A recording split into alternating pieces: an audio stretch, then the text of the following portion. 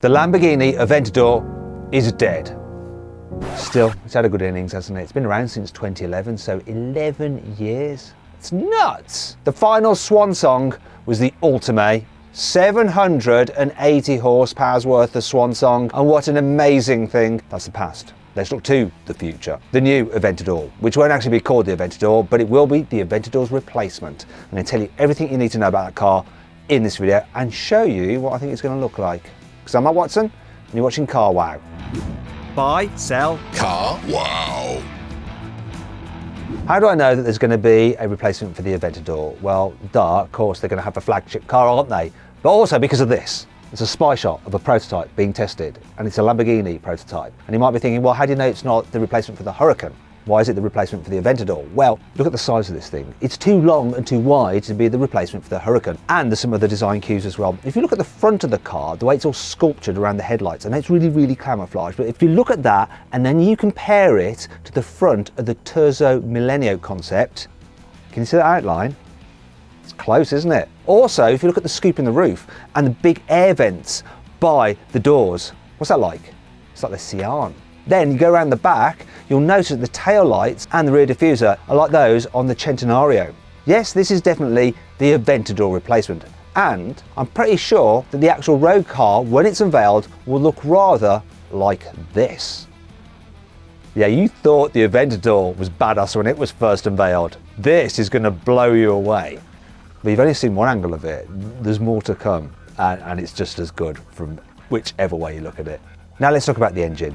And you're probably quite worried because a lot of manufacturers are downsizing and going hybrid. And yes, Lamborghini will go hybrid for the replacement for the Aventador. However, they won't necessarily be downsizing. Stefan Winkelmann, the boss of Lamborghini, has said that the replacement for the Aventador will be a V12, though it will still be hybridized. And this is part of a move that Lamborghini is going to ensure that all of its models from 2024 will have some form of hybridization. Anyway, back to the V12.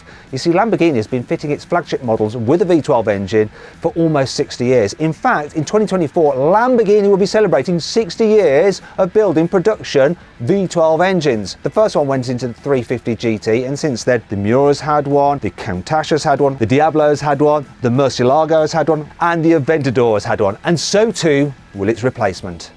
So far, the most powerful V12 Lamborghini has produced is in the Sian. So it's essentially the 6.5 litre naturally aspirated V12 from the Aventador, only with power boosted all the way up to 785 horsepower. That's not quite enough, so they added on an electric motor, which has 34 horsepower, so combined, the Sian has 819 horsepower. Now Lamborghini isn't just going to take that unit and put it into the Aventador's replacement. Stefan Winkelmann has said that won't be happening. They're going to be building an all-new V12 for the new car.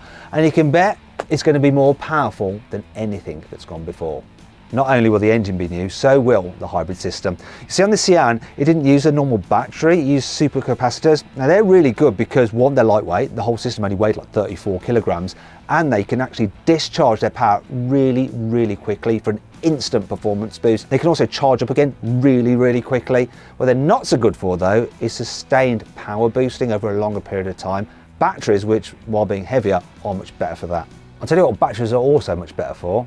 Reducing your emissions, especially in the European test cycle. And Lamborghini has this target to reduce its overall emissions by 50% by 2025. So all of its range are going to become plug-in hybrids. In fact, in the future, probably about 10 years away, they will release an all-electric hypercar, but that's some way off yet. Now, Lamborghini has actually dabbled with plug-in hybrids before. See, in 2014, it revealed this, the Asterion concept. It's a Grand Tourer with a plug-in hybrid system. However, the project got canned because they wanted to focus all their attention on making the Urus SUV. And what a brilliant business decision that was, because the Urus is Lamborghini's best-selling car ever. In fact, I know someone who really loves an Urus. Yeah, him.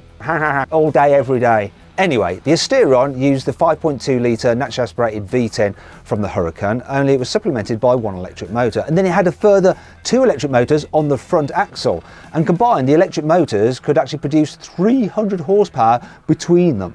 And they give you electric-only range of 31 miles. But when you add in the 610 horsepower from that V10 engine, you've got a combined 910 horsepower. though this was a concept car, and concept car performance figures are always a little bit optimistic. So what does that mean for the hybrid Aventador? Well, they're probably going to adopt a similar setup to that Asterion.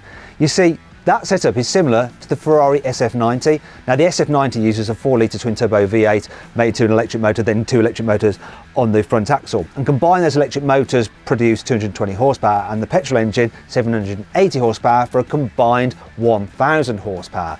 Now we already know that Lamborghini's next V12 will be more powerful than the one in the Sian, which does 785 horsepower, so it's going to do at least 800 horsepower just from that internal combustion engine alone.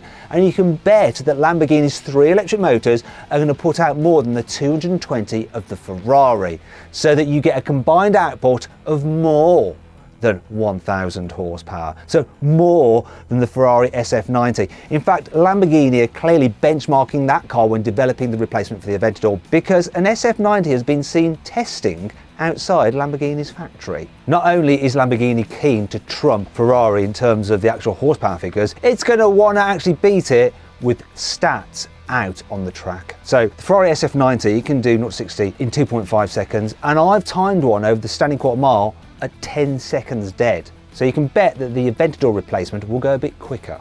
So 0-60, 2 to maybe 2.2 seconds. Standing quarter mile, they'll be trying to get it under the 10-second barrier. But they've got some way to go. The fastest I've ever had out of a Lamborghini SVJ in a drag race is 10.4 seconds over the quarter mile. 0.4 of a second is quite a lot.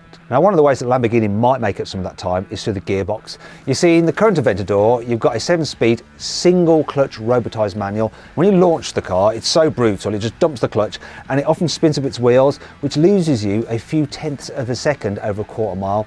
The new car will get a dual clutch system, which can just launch better. Also, it'll be helped out by those electric motors on the front wheel, because electric motors can actually monitor their power delivery much better than a petrol motor can, so it can just taper it back to reduce spin, so you're always just on the limits of traction, which is perfect for launching. And the replacement for the Aventador is really going to need to be able to put its power down, because I know it's going to be starting with over 1000 horsepower, but Lamborghini being Lamborghini, over the car's lifetime, the power output will steadily increase. They do it with all their models. I mean, even with the current Aventador, it started off with 700 horsepower, then they released the SV, which had 750, then the SVJ came with 770 horsepower. Now the final one, the Ultimate, has 780 horsepower.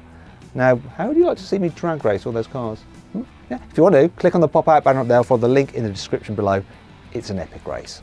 Now, usually manufacturers wait a while after they've released a car to issue a special edition, one with a bit more power, but Lamborghini might have to be a little bit quicker with the replacement of the Aventador because of this. You see, it looks like a Ferrari SF90, and it is, but it's a special edition version called the VS, which will have a bit more power. And so Lamborghini don't want to release their new Aventador and then just be left there with the second most powerful car in its class, do they? They'll soon be releasing special edition versions. And if you want to find out exactly what those special edition versions will be, you need to follow this channel. So make sure you're subscribed and hit the bell icon. And as soon as we get information about those cars, we'll update you. Obviously, before Lamborghini releases special edition versions, it's got to release the car itself first. So when's it going to arrive? Well, Lamborghini has said that it'll unveil its first hybrid car in 2023, but it probably won't be the Aventador replacement. It's more likely to be a facelifted version of the Urus that uses the hybrid system from the Porsche Cayenne Turbo SE Hybrid Cayenne thingy-majig, whatever its name may be. Anyway, that car will have about 780 horsepower, so pretty powerful. No, you're going to have to wait till 2024 for the Aventador replacement. So how much will it cost when it does arrive? Well, if you think about the original Aventador when it went on sale back in 2011, that started at £250,000. An SVJ is £350,000. A Ferrari SF90 is £380,000. So it's quite likely that the Aventador replacement will top the £400,000 mark.